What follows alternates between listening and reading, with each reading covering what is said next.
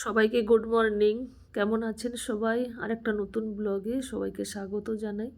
আমাদের রানী এই যে বারান্দায় বসে বসে দেখছে। রানী সবাইকে বলো গুড মর্নিং।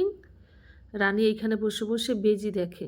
আমাদের এই যে বাগানের চারপাশে 4-5টা করে বেজি সব ঘুরে বেড়ায় বাগানে আশেপাশে। ওইখানে বসে বসে দেখে। এই তো এইখান দিয়ে দেখতে পাচ্ছি কত বড় বেজিটা। এখন একটা দেখতে পাচ্ছি, এরা 4-5টা একসঙ্গেই থাকে, চারদিকে ঘুরে বেড়ায়। রানী একবার ছাদে উঠে যাবে, একবার এই বারান্দায় আসবে, একবার ডাইনিং রুমের জানালা দিয়ে দেখবে।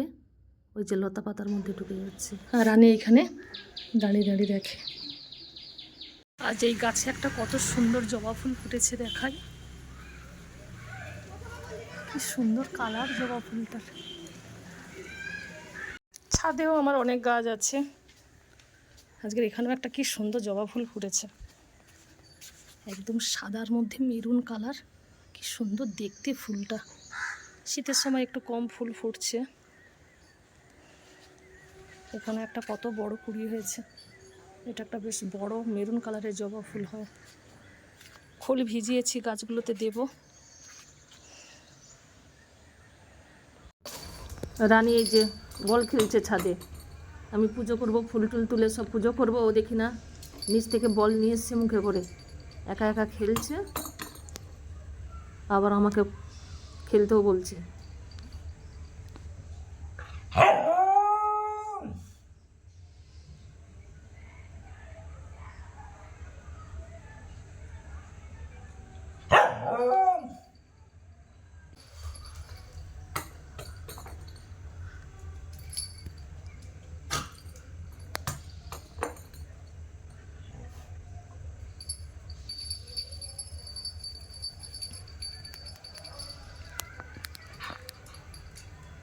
এখানেও একটা কি সুন্দর ফুল ফুটেছে। এটা পাথর কুচি গাছের মতো দেখতে। ফুলটা কত সুন্দর।